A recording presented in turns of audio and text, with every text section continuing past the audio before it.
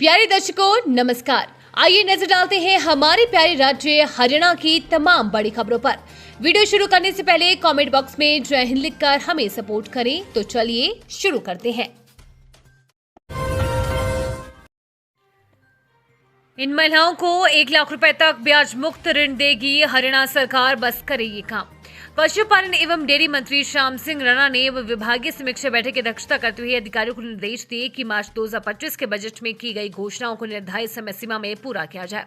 उन्होंने कहा कि राज्य में पशुपालकों तक हर योजना का लाभ पहुंचाना चाहिए।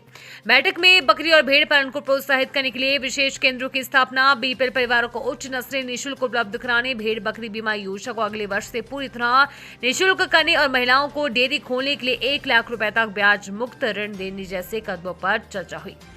राणा ने कहा कि बकरी का दूध औषधीय गुणों से भरपूर होता है। हरियाणा के इस जिले में अब कूड़ा फैलाना पड़ेगा महंगा, पहले इतना तो दूसरी बार इतना लगेगा जुर्माना। फरीदाबाद शहर में नगर निगम आयुक्त ने कूड़ा फैलाने पर सख्त जुर्माना लागू कर दिया है। निगम की अलग अलग टीमें कूड़ा फेंकने वालों पर कड़ी निगरानी रखेगी। सार्वजनिक स्थान पर पहली बार कूड़ा फेंकने पर 5,000 रुपए तक, दूसरी बार 10,000 रुपए का जुर्माना लगेगा। वहीं थोक कचरे के लिए पहली बार 25,000 रुपए और दूसरी बार 50,000 रुपए का जुर्माना लगेगा। बता दें कि शहर से खतरों को दूर करने के निगम के प्रयासों के बावजूद लोग खुले में कूड़ा फेंकने से बाज नहीं आ रहे हैं, जिससे स्वच्छता अभियान में बाधा आ रही है। जगह जगह कूड़े के ढेर देखे जाते हैं। निगम ने सड़कों पर कचरा फेंकने वालों पर नजर रखने के लिए कई टीमों का गठन किया है। हरियाणा ने क्लर्कों को एक मुश्त राहत दी, हड़ताल अवधि को सेवावकाश माना जाएगा। हरियाणा सरकार ने लिपिक संवर्ग के लिए 12 अगस्त 2024 से 16 अगस्त 2024 तक की हड़ताल अवधि के संबंध में एक महत्वपूर्ण निर्णय लिया है।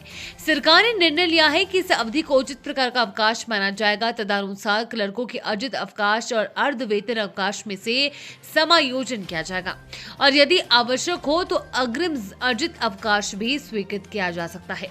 मुख्य सचिव अनुराग रस्तोगी, जो वित्त विभाग के अतिरिक्त मुख्य सचिव का कार्यभार संभाल रही हैं, द्वारा जारी आदेश के अनुसार हड़ताल अवधि को सबसे पहले क्लर्कों द्वारा हड़ताल से पहले अर्जित अवकाश में समायोजित किया जाएगा। यदि अर्जित अवकाश अपर्याप्त है तो शेष अवधि को अर्ध वेतन अवकाश में से समायोजित किया जाएगा। जाति भेदभाव की 150 साल पुरानी कुप्रथा टूटी, कई थानों से पहुंचा पुलिस बल, अब इतिहास में नाम दर्ज।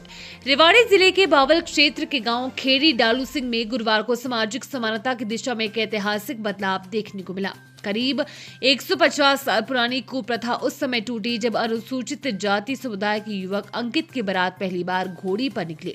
बताया जा रहा है कि अब तक गांव में इस समाज के किसी युवक की घुड़चढ़ी नहीं हो पाई थी। दूल्हे के परिवार ने किसी अनहोनी की आशंका को देखते हुए रेवाड़ी पुलिस प्रशासन और राष्ट्रीय मानवाधिकार आयोग से सुरक्षा की मांग की थी। प्रशासन ने त्वरित कार्यवाही करते हुए कई थानों का पुलिस बल और ड्यूटी मजिस्ट्रेट मौके पर तैनात किया। भारी सुरक्षा के बीच बारात शांतिपूर्वक गांव से रवाना हुई और किसी प्रकार का विवाद नहीं हुआ। हरियाणा की 2 नगर निगम अमानी जाने किस वजह से नहीं मिल रही कानूनी मान्यता। हरियाणा के अंबाला और सोनीपत नगर निगमों के मेयर उपचुनावों को आयोजित हुए 8 महीने बीत चुके हैं, लेकिन अब तक इन्हें वैधानिक मान्यता नहीं मिल सकी है। अंबाला नगर निगम की मेयर शैलजा सचदेवा और सोनीपत की मेयर राजीव जैन को 12 मार्च 2025 को उपचुनाव में विजयी घोषित किया गया था, मगर कानूनी पेचीदगियों के चलते उनके पदों पर असमंजस की स्थिति बनी हुई है। पंजाब हरियाणा हाईकोर्ट के अधिवक्ता एवं नगरपालिका कानून विशेषज्ञ हेमंत कुमार ने बताया कि हरियाणा राज्य निर्वाचन आयोग ने इस वर्ष फरवरी-मार्च में प्रदेश के 36 नगर निकायों के साथ साथ अंबाला और सोनीपत नगर निगमों के मेयर पदों के उपचुनाव कराए थे। हालांकि हरियाणा नगर निगम कानून 1994 की धारा 13(1) जी के अनुसार रिक्त हुए मेयर सीट पर उपचुनाव कराने का कोई प्रावधान नहीं है। मुआवजा वितरण घोटाले का आरोपी पकड़ा, 2.50 लाख रुपए बरामद, ये बड़े अधिकारी थे शामिल। फसल मुआवजा वितरण घोटाला। फतेहाबाद के आर्थिक अपराध शाखा ने फसल मुआवजा वितरण घोटाले में बड़ी कार्रवाई करते हुए बड़ोपल गांव निवासी आरोपी चंद्रमोहन को गिरफ्तार किया है। पुलिस ने उसके कब्जे से 2.50 लाख रुपए भी बरामद किए हैं। इस मामले में अब तक कुल 7 आरोपी पकड़े जा चुके हैं। जांच अधिकारी संदीप सिंह ने बताया कि साल 2021 में खरीफ सीजन के फसलों के नुकसान की भरपाई के लिए सरकार की ओर से किसानों को मुआवजा दिया गया था। जारी किया गया था। जांच के दौरान सामने आया कि बड़ोपल क्षेत्र में मुआवजा वितरण के समय तहसील कराड़ी के पटवारी, कानूगो नायब तहसीलदार और उनके निजी सहायक शामिल थे। उन्होंने आपसी मिलीभगत से फर्जी किसानों के नाम जोड़े। इन आरोपियों ने सरकारी रिकॉर्ड में हेराफेरी कर अपने परिचितों के बैंक खातों में लाखों रुपए ट्रांसफर कराए। सरकारी दस्तावेजों से पता चला कि बड़ोपल के किसानों को मुआवजा वितरण के लिए 4,25,00,000 रुपए जो मंजूर हुए थे, उनमें से केवल 3.51 करोड़ रुपए वितरित किए गए हैं, जबकि बाकी राशि वापस कर दी गई। हरियाणा में बढ़ते प्रदूषण पर बड़ा फैसला, 5वीं तक स्कूल होंगे बंद।